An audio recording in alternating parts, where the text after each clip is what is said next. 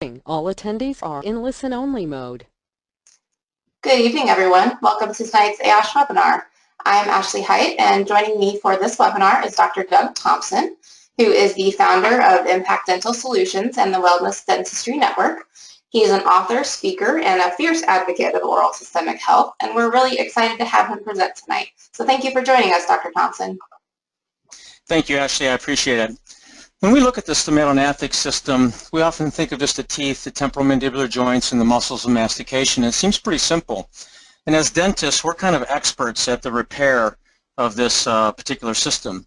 However, when we look at it a little bit more closely, we find out that actually it's a very complex system. It's made up of a very sophisticated array of things. And as we look even further, we know that this system, and especially diseases of the system, can impact oral systemic health, and nobody more than this group understands that process. So thinking about when we sit down with a patient, what do we evaluate, and how do we record the results of our evaluation, and how do we communicate the significance of what it is that we find when we're looking at the patient, and then how do we do it with efficiency? My typical new patient exam is an hour and 15 to an hour and a half, and so how do we do that efficiently? And then how do we keep it as simple and as explainable as possible? That's really quite a challenge, and that's what I want to talk to you about tonight. I want to talk to you about how we've, in the integrative oral medicine approach, which is the name of my practice, how we've broken this very complex system into 7 key elements. 7 key elements that creates the standard wellness exam, and how each one of those has some health-related issues related to them, and how it can introduce opportunities that will create distinction for you as a dentist if you decide to adopt some type of evaluation system like this, and then how this methodology can enhance the collaboration with physician relationships and referrals. This started for me way back in 2006 when I got this coupon in the mail, and for anybody who knows me, they know this story. But it was a coupon that said for $258.50 you could get your teeth cleaned and x-rays, and you could have the dangerous bacteria removed from around the gum line that could harm the rest of the body. And when I flipped the coupon over, again, the value of the coupon was $258.50. And I was thinking to myself that it was rather expensive. And then when I flipped the coupon over, I found that it was for my cat. At that time, I learned that the veterinarians were doing a much better job introducing their patients to wellness than I was. And so what I started to do was I wanted to stimulate hygiene demand. But in fact, what I did through the goal of stimulating hygiene demand was I realized after some time we were focusing on total body wellness, and we really started practicing better periodontal medicine. I want to just let people know that when I bought my practice back in 1998, it was basically recorded on index cards, and we had no periodontal charts, very few full mouth series of radiographs. And so I want to let everyone know that wherever you are in your journey, that when you're trying to create this practice of your dreams and this wellness practice or whatever it is you want for yourself, it's really a large journey. It's not an event. So this doesn't happen overnight. So I want to give people reassurance that what you're going to see is taking me years to develop. What I'd like to do for you is shorten the learning curve. That's what the goal of these webinars are. So my practice has transitioned into this integrative oral medicine concept, and it's really much more than just looking at the teeth and issues about repairing the teeth. In fact, these teeth are hooked to a very sophisticated person that's desiring balance and health and great wellness in their lives. And therein that presents a challenge, but more importantly an opportunity for us in private practice.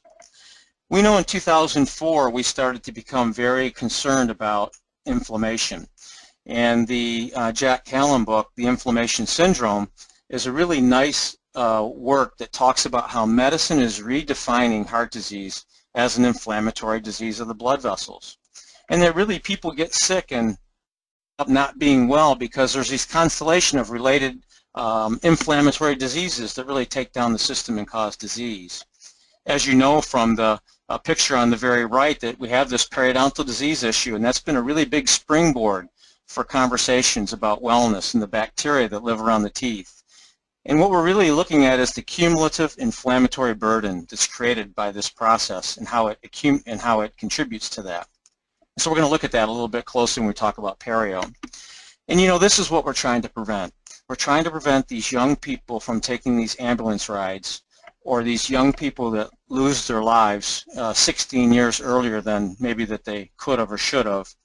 And we know that every 40 seconds somebody's having a big problem, and we lose about 60,000 people a month from heart attacks and strokes. And in fact, in the dental practice, you have a great opportunity to educate your patients about this process, and you can ensure that it doesn't happen to your patient base. But this is the paradigm that we have to change. We learn this in grade school. We think that we're just repair people. Well, I can tell you that that's really not true. You know that we also learned that the doctors can make people better, but it's totally not true.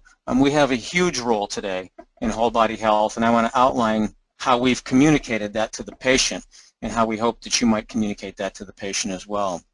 So as a healer, as a dentist, you have to have passion for wellness. You don't do this and you don't go down this road just from thinking about it. You really have to have passion for it.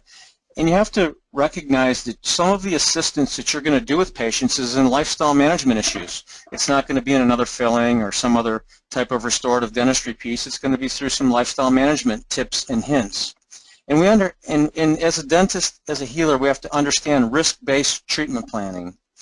And what that means is we need risk assessment tools that help us determine what's important for our patient and what types of things they need to be concerned about. What will happen is you'll build great trust in your patient base, and they'll know that not only their dental health, but their overall health is your really main objective. And that builds great loyalty. You also have to study some medicine. And in addition to that, we want to search for the best metrics or measurables to measure disease and disease management. And this is an interesting thing that a lot of us are not doing. We're using terms like, I know my patient feels better. I think my patient looks better. But what is it about what we do that we can measure? And if we could measure it objectively, it would give us much more credibility to our approach. And then we have to let people know what we do. And I use the term markets. I don't like to think of marketing to our patients, but we really do. We have to learn to be a little bit more aggressive as being spokespersons for what it is that we do and we provide for them, because quite frankly, they don't know. And actually, to this point, it was an embarrassment for me to have one of my patients go to one of the bleaching centers because she said she didn't know I did bleaching. So you have no idea what your patients might not know about your practice. And then there's going to be these opportunity to interact with physicians, and some of these things, some of these ideas and concepts we have to be willing to adopt a little bit early. And what I mean by that is we all want to use evidence-based science to do what we do, but sometimes we have to pay attention to clinical evidence that's really relevant. And then obviously this inflammation thing is a big key. Why are we poised and why are we the best people to do this? Because we have face time. We have great face time with our patients, and in addition to that, we have about 20% of our patients that see us more regular than they see their physicians. So if you become confident and skilled at just looking at a couple of the main health issues of today, and maybe just heart disease and diabetes, it'll be a huge step for what you can do for your patient practice base.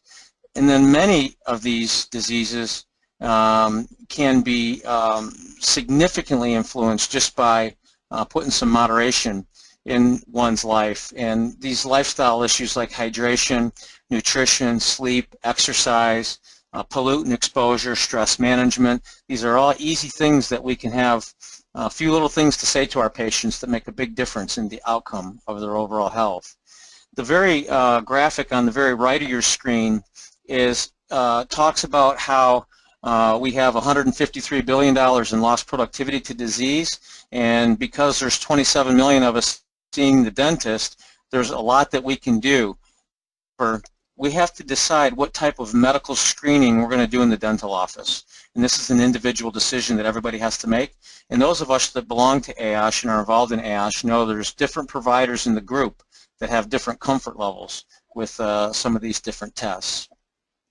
So I want to disclaim that I am a founder of the Wellness Dentistry Network. That's a new concept. It's not totally underway yet, but it's well on its way. And there's more about that at the very end, and that I do have an interest in a small supplement company. None of that's going to be mentioned in this webinar. I'm a faculty at the Coy Center in Seattle, Washington, whom I have great respect for, Dr. Coys, as we'll talk about in a moment. And then we do some consulting and offer some courses on personalized periodontal medicine and some other things. So I want to disclaim that before we get too far into the webinar. I was a lab technician for 12 years, then I went to the University of Michigan in 1992. And I graduated in 96 and then went on to Ann Arbor Veterans Hospital, and this is where I learned great respect for the medically compromised patient. And then bought this small private practice in 1997. So I just wanted to give you a little briefing of my history. But this is really where things changed for me. It's when I went to the Coy Center and started my postgraduate dental education. And I encourage everyone to get involved in some kind of postgraduate dental education, because John had a unique evaluation system, patient evaluation system. And that patient evaluation system is really what we've built on a little bit. And I'm proud to be faculty in John's program. When I went to Seattle, I started to really look at things differently. And not only did I look at things differently, but I wanted to add on some additional information, because if you look at the top box on the right of your screen, part of the Coy Center's mission is still a didactic and clinical program that teaches advances in aesthetics, implant, and restorative dentistry. And what I want to do for the Coy Center is bring an additional shift to that and talk about overall health and wellness as part of that. But I want to thank John for his, again, for his patient evaluation system, because it's the backbone for what we're going to talk about tonight. So the bottom line in our practice is, and as we create this integration between oral disease and medicine, what we're trying to do is get our team of professionals that we work with behind some disease management policies that our offices represent, and we want to do that for better health. And today these discussions have gone way beyond the mouth, and this trend has increased the value of our services. It's greatly expanded the awareness of this health agenda, which generates referrals from patients and physicians. And I want to make sure that everybody understands that periodontal disease and sleep disordered breathing are probably two of the best springboard conditions to generate these discussions in your practice. These are huge areas for opportunity, and we're going to discuss one a little bit more in detail and the other one rather briefly. So as we develop policies in the practice, we have policies for how we see new patients, how we take care of scheduling, all types of policies. But what about policies for how we dissect the human being? And at the Coy Center, the highlighted or bolded topic areas are what I was taught as the basis for our evaluation system. We evaluated the periodontal health. We evaluated things that affected the structure of the teeth. We evaluated the way the teeth fit together and work, and we evaluated the way the teeth look in the face. And what I've done on the right of the screen is basically expanded those categories just a little bit, and we talked to our patients in terms of gum disease.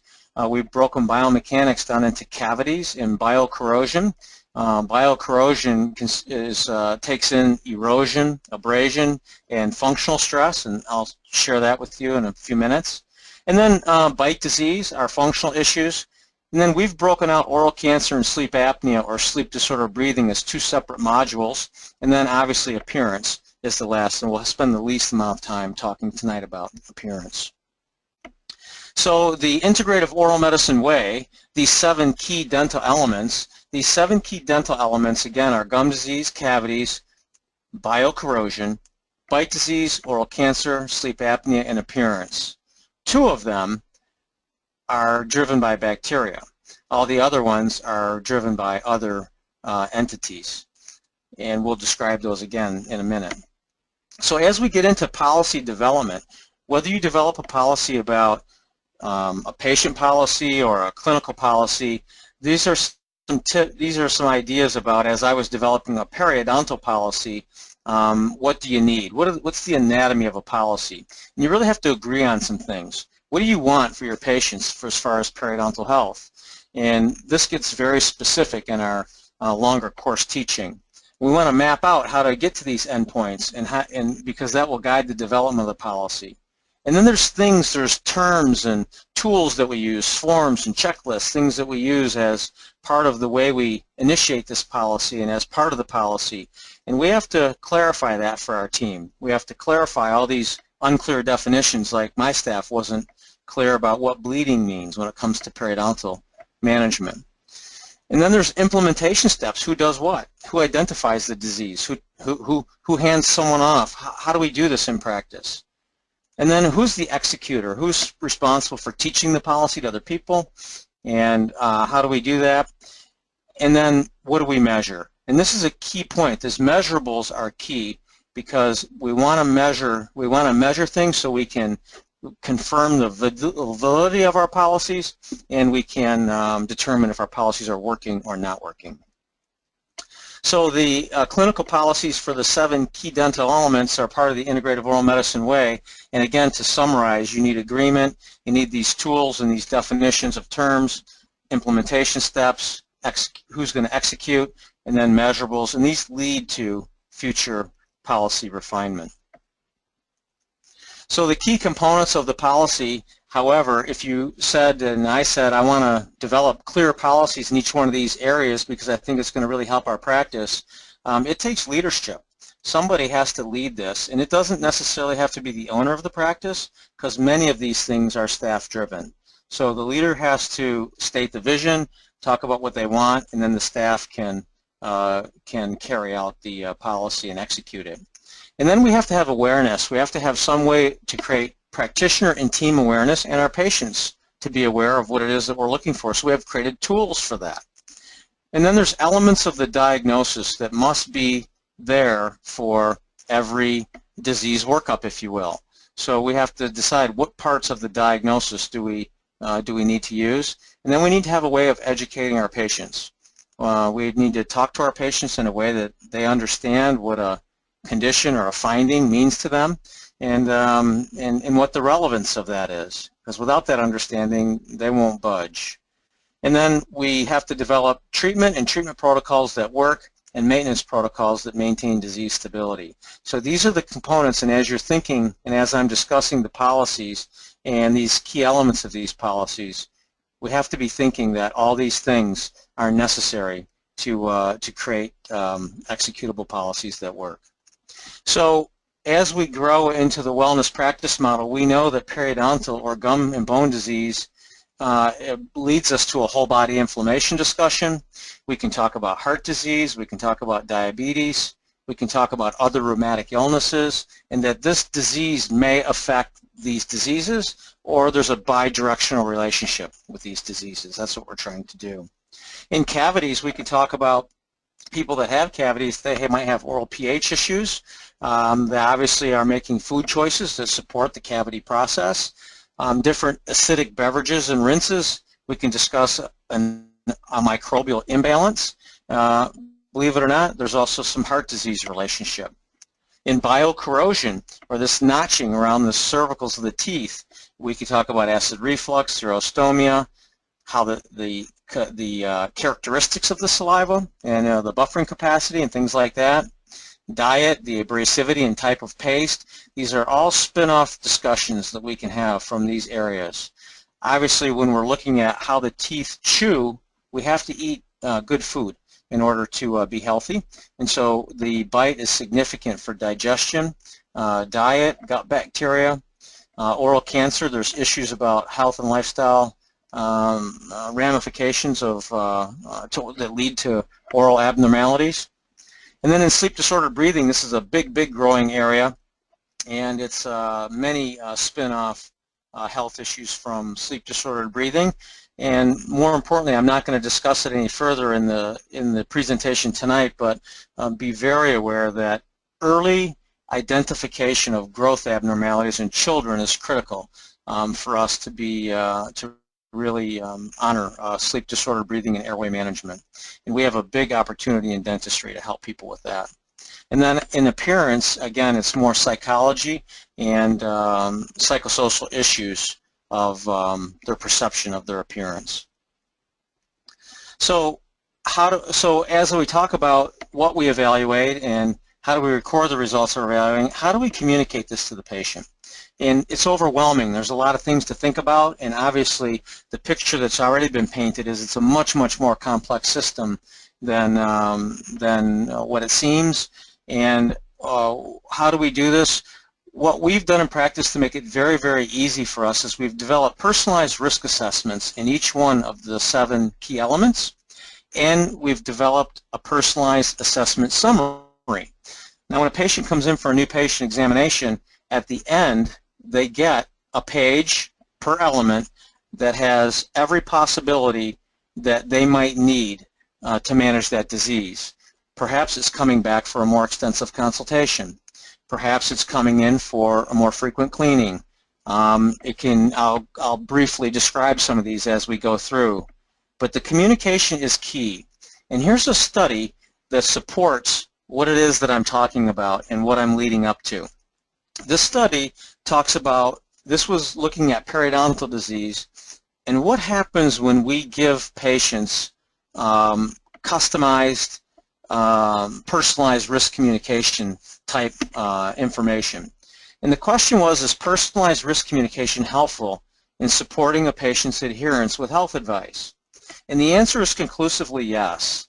Not only that, they view your clinical data much differently if you personalize it. And this is why we have personalized risk assessments and personalized summaries. But they believe and they think that their disease is serious, that it's a serious issue. They understand the significance in the question about susceptibility for both periodontal disease and caries management. They also believe that the treatment that you recommend will be more effective. They also have more confidence that they'll be able to follow your treatment advice, and they feel positive about this overall approach. So this personalization of our clinical data is key, and personalized risk communication is much more effective than compared to a generalized communication, and that was proved in this randomized controlled trial study. So how do we do this, and what do our risk assessments do for us? Well, the risk assessments are simple checklists. They're questions off your health history. However, the questions are broken up into the disease entities that they support. So questions about, have you ever been told you should have your teeth cleaned more than twice a year? Or are your gums painful, or do they bleed when you brush?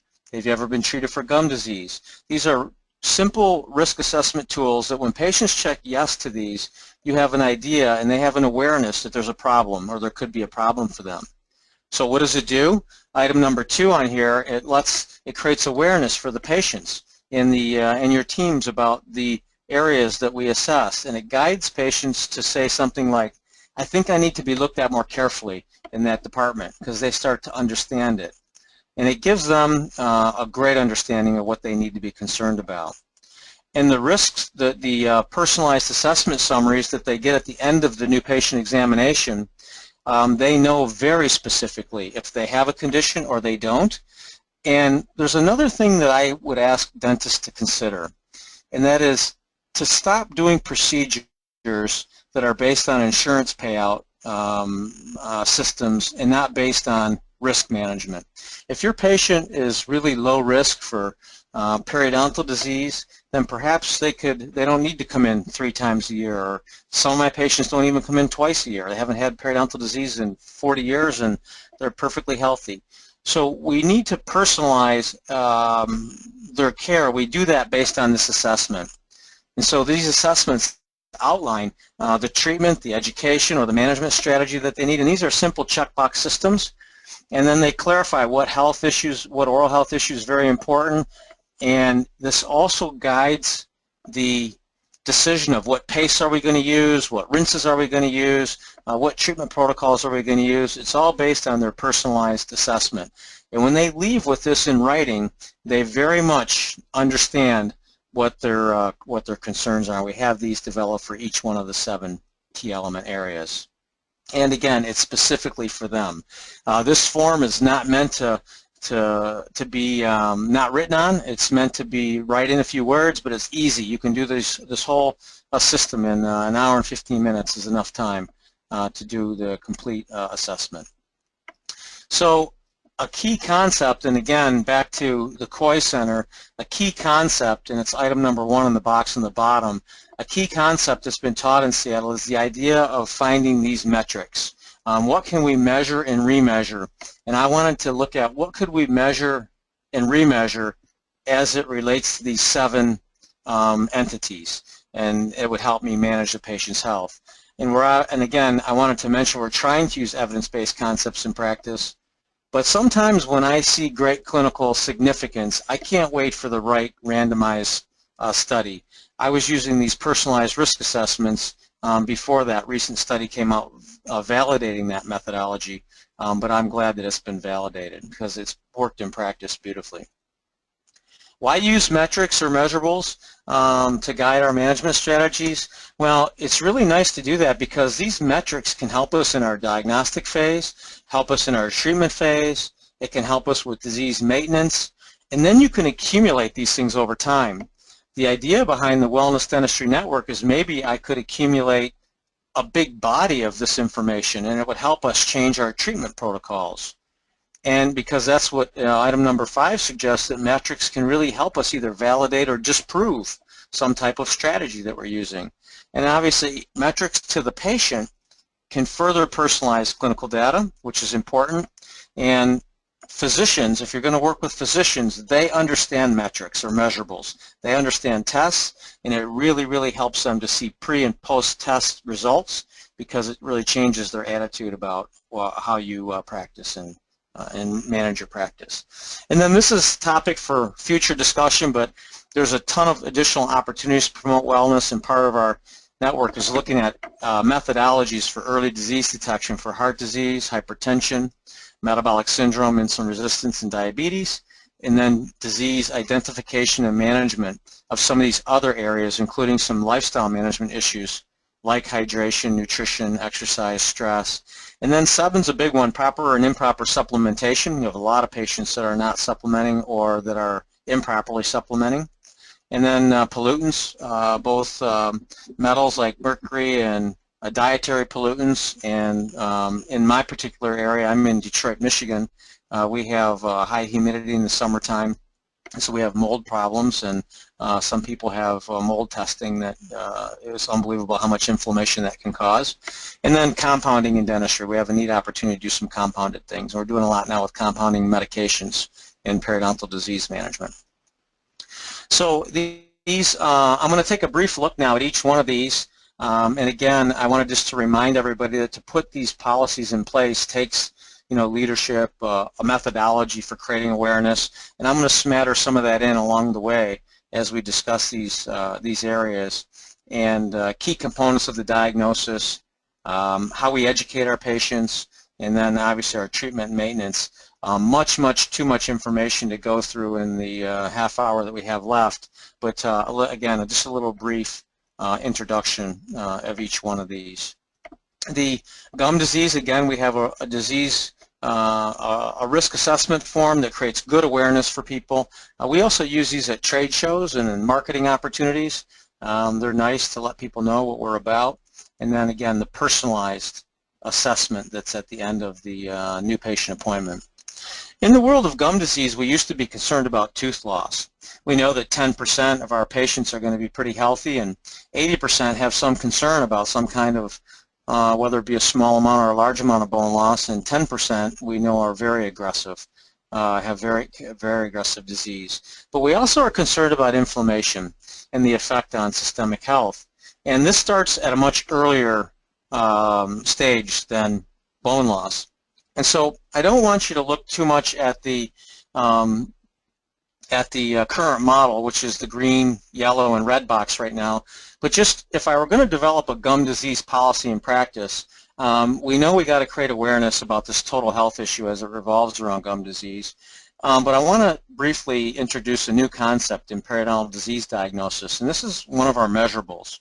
And then I want everyone to understand the relationship to vascular disease, and I want to I would want everyone to think about how to tailor a policy for their particular office. Moving over to the green box, this green box through the red box is the current model of periodontal disease progression, And it basically describes how this disease starts with a microbial challenge. However, we now need to think that that microbial challenge could involve yeast and could involve viruses. And it kicks off a host of things that basically stimulates our host immunoinflammatory response. And depending upon the aggressiveness of our host response, which is made up from genetic things and things acquired in our environment, that's going to make the difference whether this stays confined to the gum tissue and is gingivitis, or if it moves on and becomes periodontitis. And what's significant about this process is that it's biofilm induced, it's bacterially induced, however it's host modulated. We have a tremendous amount of opportunities today and in the future to not only control biofilm better, but to modulate how the host might respond.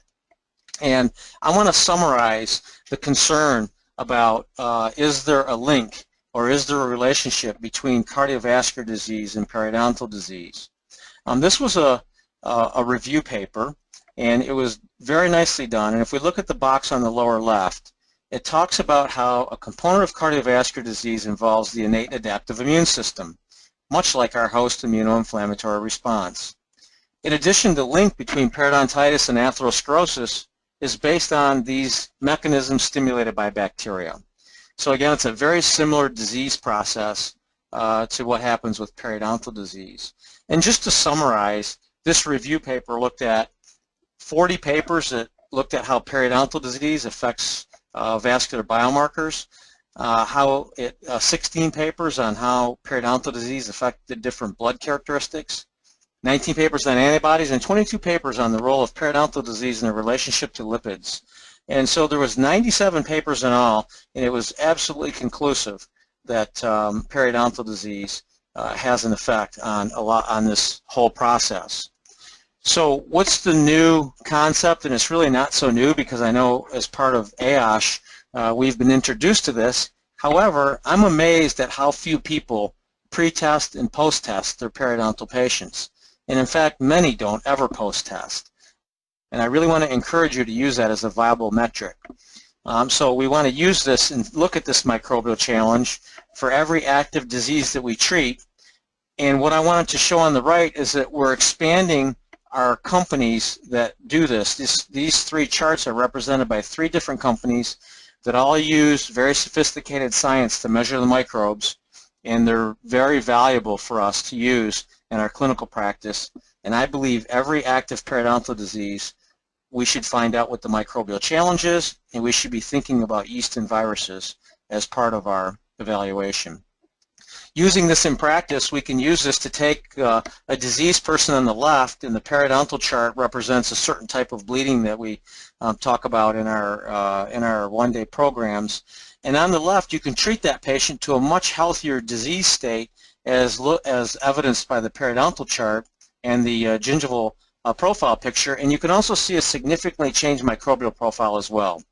When a patient sees that pre and post test, believe me, the communication to them is very different, and they relate to it very different. They start to realize about how this is a disease of susceptibility and it's not a disease of neglect, and they start to increasingly at higher rates accept more treatment.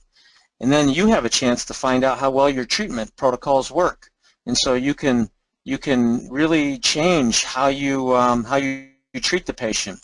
And in fact, that happened to us. And item number 5 on the bottom right, in dental school, I was taught that 6 weeks after scaling and root planing, my patient should be better. When I started to combine microbial profile data to my disease-stable patients, the unexpected realization for me is it takes my average patient about 4.5 months to reach periodontal stability. And these are really strict criteria that from a leadership position I set for the practice early, and I would love to share that more with patients, but it was an amazing realization. And I think we need to change the expectations in our patient base about when they can be better from our periodontal disease management. In addition, if we treat a patient even with somewhat we think is a mild disease, we can treat a patient to what we think is going to be a desirable endpoint, and maybe our pathogen tests, our pre and post tests, show almost no difference. If that happens, we know that we might have a better periodontal chart, but we don't have a stable patient yet because we still have high levels of pathogenic bacteria. For our implant patients, it's obvious that this patient could use some implants in the lower right quadrant. We can take the, and we can look and see evidence of past disease in the photographs. When we look at the pre and post-test bacteria profile, we've been taking pre-implant patients as evidenced by the graph on the top and treating them to a much more stable position with a lot less microbial load, and my feeling is that's a better environment to place implants for this patient. So these measurables are significant. And what can I measure when it comes to periodontal disease? I have charts, I have microbial profiles, so it gives me an opportunity to constantly assess, evaluate, and remanage the patient and continue to measure. And we've been measuring these now for patients as approaching 7 years, and it's been wonderful. And there's been a couple publications that, again, my email is on here. I'm very happy to share with anybody that has interest. These authors, all looking at heart disease, and you know the most recent work, obviously, by Brad Bale and Amy Donin and Beat the Heart Attack Gene, they all feel that a dentist is a key player and a key piece of the vascular disease management team. And why is that? It's because, as I alluded to in the Schenkein review article, that we're really looking at the effect that periodontal disease has on this vascular biology. And the heart disease process is really a vascular biology disease process. Wonderful learning from Brad and Amy about this whole process. And without going into it very deeply, we know that, and you'll look at the arterial picture on the left, that what a healthy artery looks like. And as we start to develop fat in the vessel represented by the yellow atheroma, that the cap keeping that atheroma safe can get destabilized and we can have a problem. And the nice thing is these biomarkers can be measured along the way that can give us a clue that this patient maybe has a process. And it's excess inflammation that starts to drive this process. So this vascular disease process and how it happens is very important. And we have good evidence to show that periodontal disease affects the elasticity of the vessels. It affects the way the endothelium or the protective lining inside the vessel functions, the atheroma process itself, the ability for cholesterol to do its work, good cholesterol. And then these biomarkers can be measured regularly, much like a periodontal chart. In fact, I have these measured every 4 months on myself so that I can look at the inflammatory panel. And as long as the inflammatory panel is low, current thinking is we're relatively safe. And we learn at the in the Bale-Donin courses, which I know, again, Brad and Amy are a significant part of our AASH learning, that these other things that we can see in our patient base put our patients at elevated risk for heart attack and stroke. So if you just became familiar with identifying these in your patient base, it would really help you to figure out who might need further care. And so I'm not going to go through those. You can read them on the screen. And again, I know this particular presentation moves at quite a quick pace, but it's recorded. You can go back and look at it and stop and start it.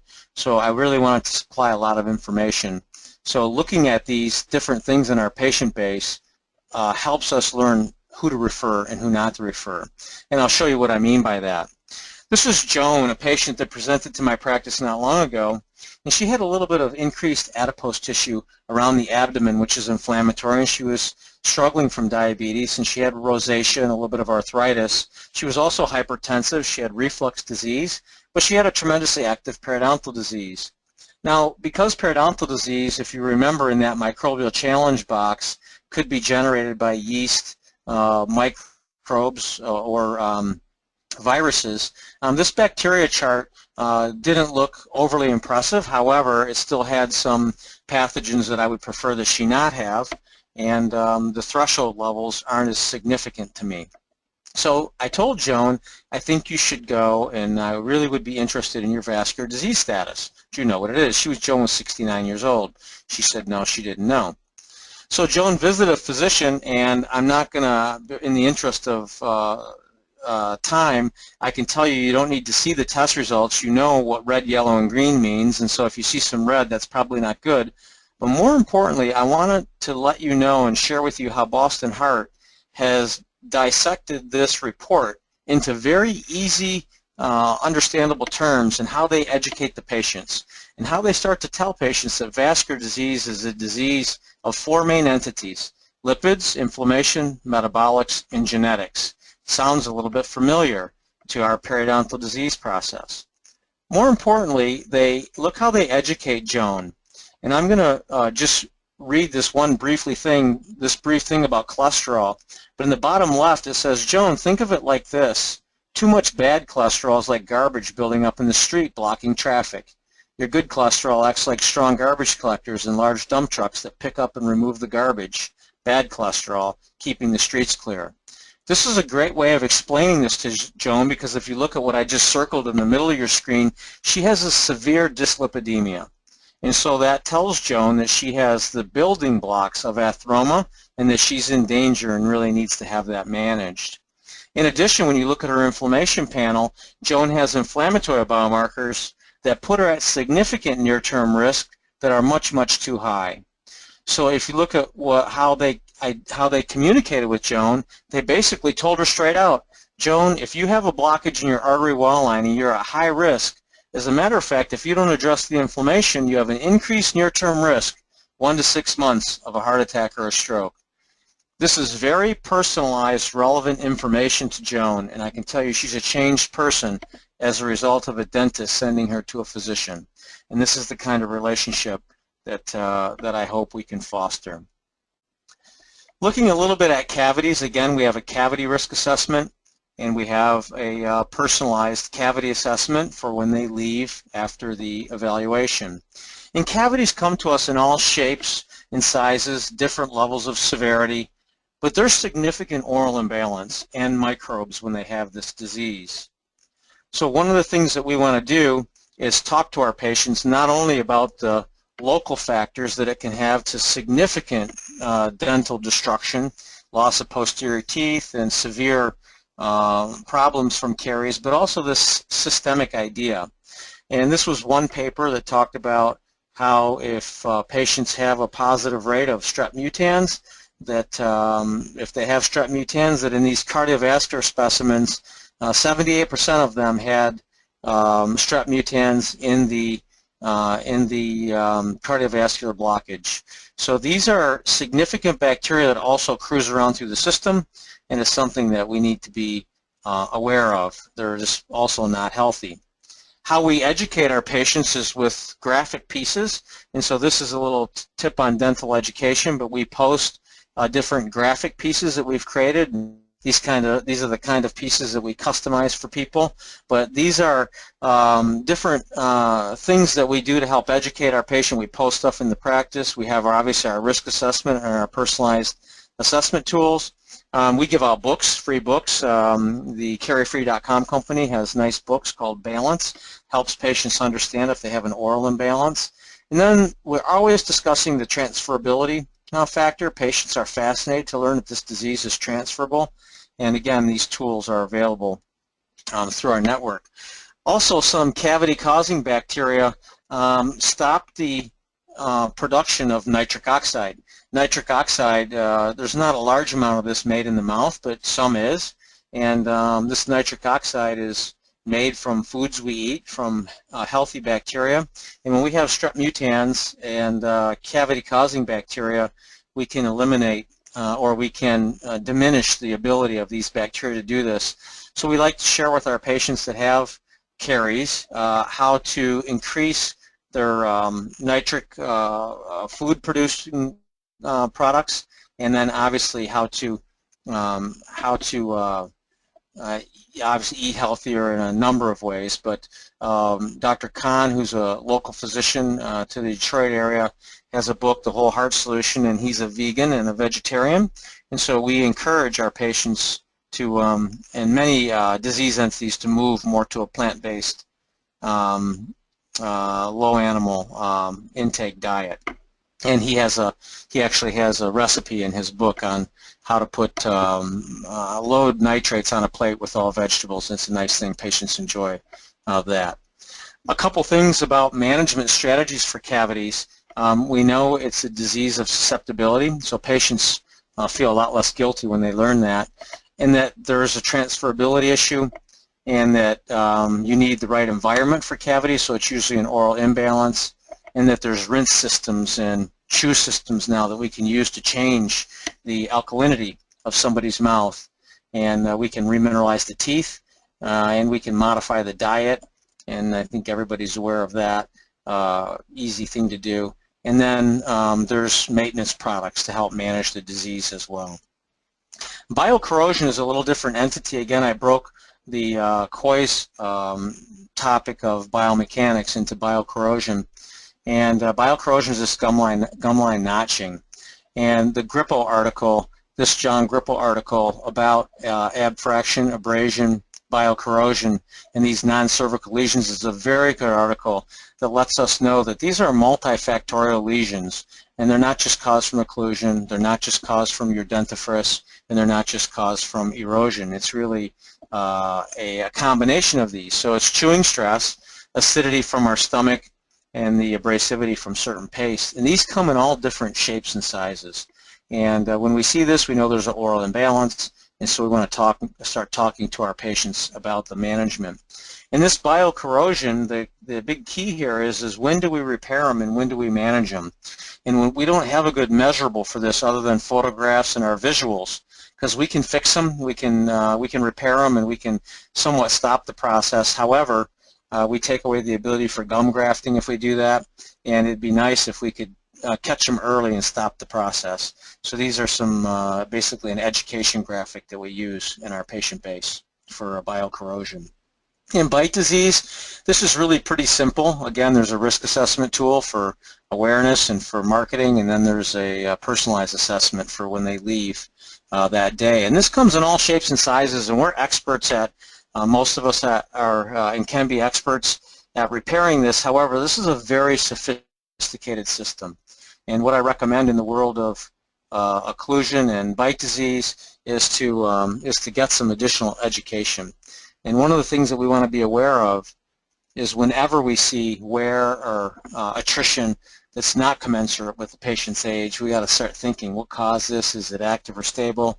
And what do I need to do when I restore this? And I'm just going to refer people to Seattle or to different academies. But one thing that's interesting, on the right side you see these different diagnostic classifications for chewing disease. And one of the interesting things is the further you move down the chart, the harder these are to manage and the more destruction they do to the oral cavity. And why do you need to know that? Is because you need teeth to eat healthy food. Most of the foods that we recommend to people require a significant chewing machine, and there's nothing healthy or nothing that resembles an apple in that Hostess fruit pie on the lower right-hand side. And we with tooth problems lean more toward these convenience foods and end up leading more toward obesity and diabetes. Oral cancer, it's very important in our practice to have some type of screening methodology for these oral abnormalities that can be or cannot be so significant to their long-term health. And so I'm a big fan of the enhanced viewing systems.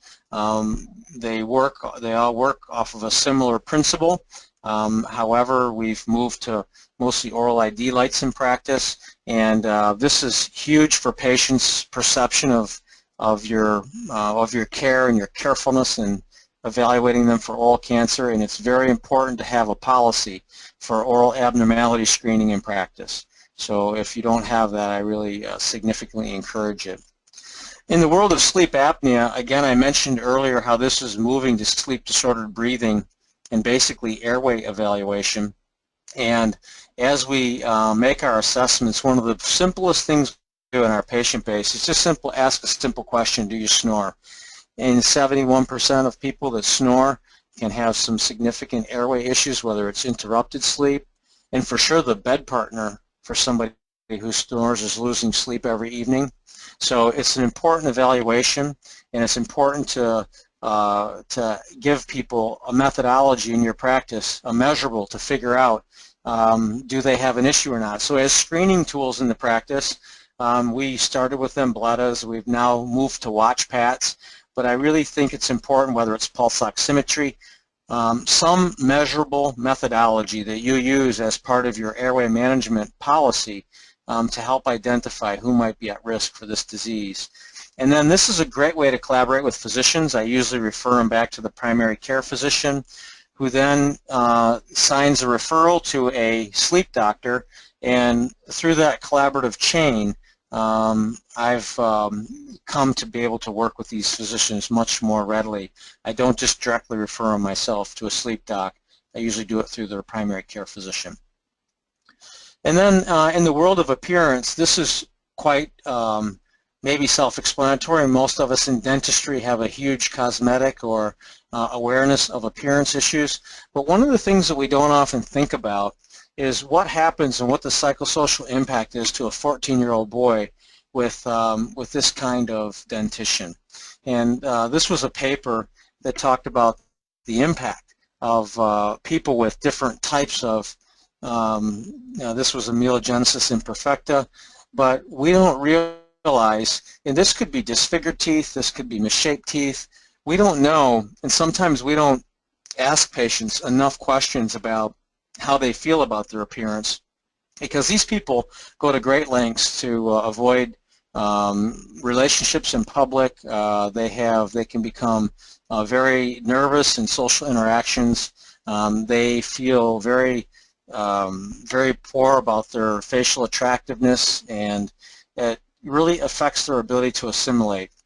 Some people have significant problems with this, and they overeat, they do all kinds of other things to compensate.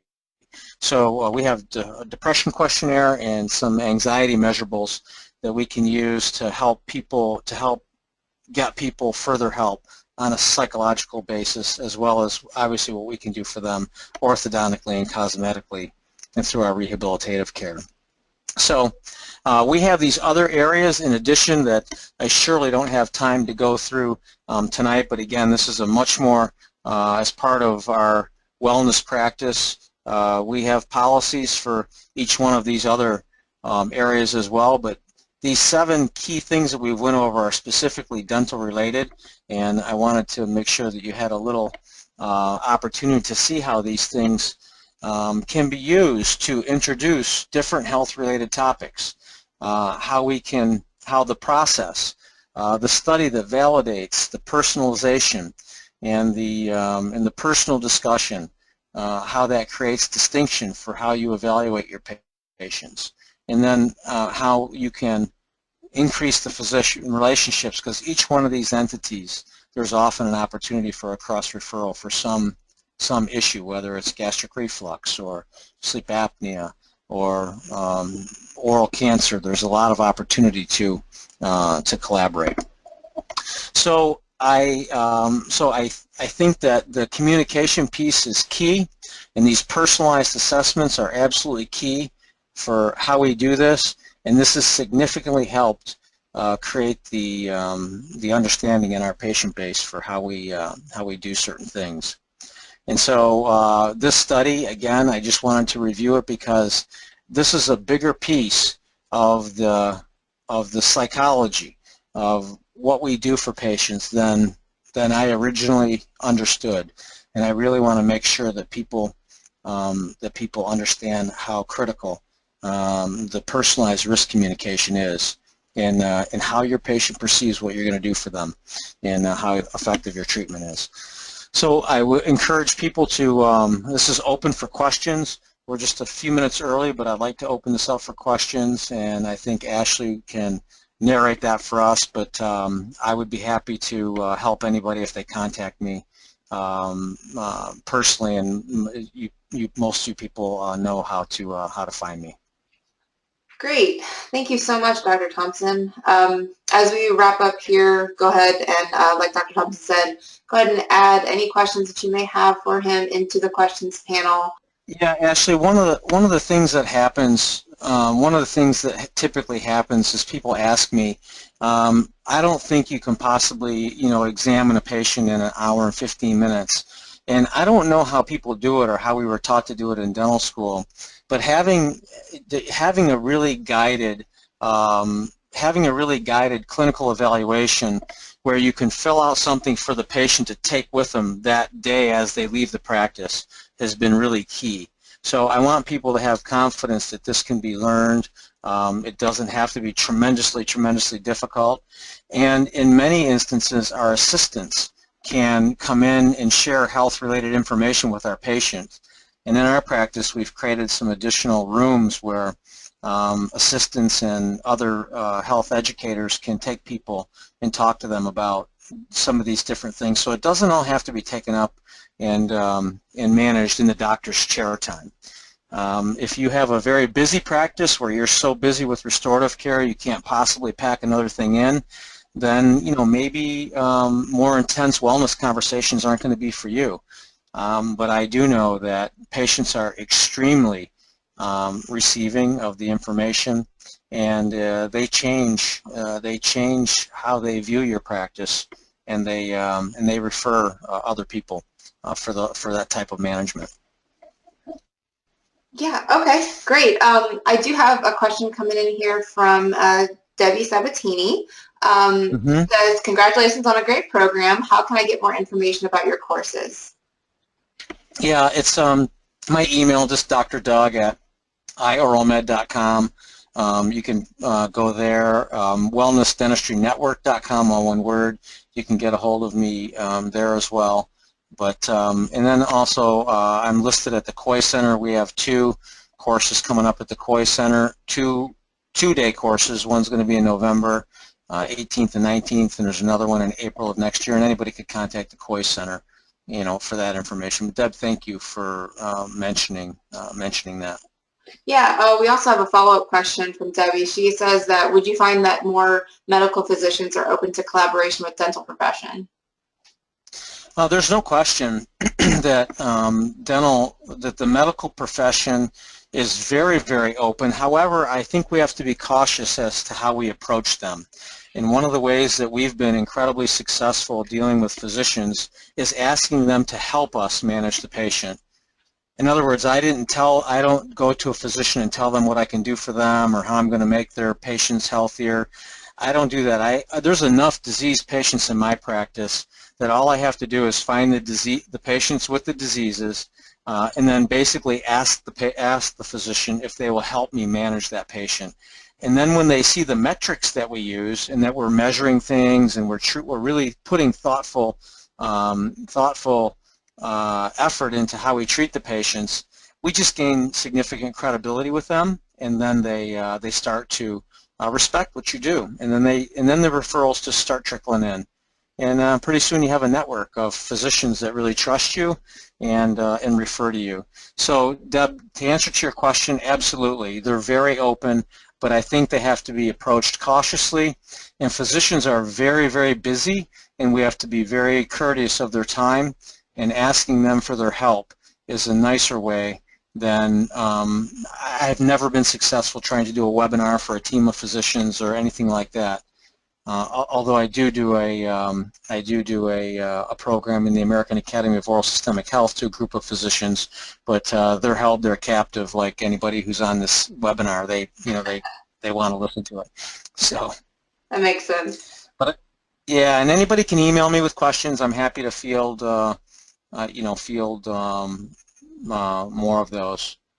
Great. Yeah. As we wind up here, we're just about out of time, but I also wanted to let everyone know that we do have our scientific session is going to be this September 16th through 17th. So if you're interested in this kind of stuff, I hope you'll make it.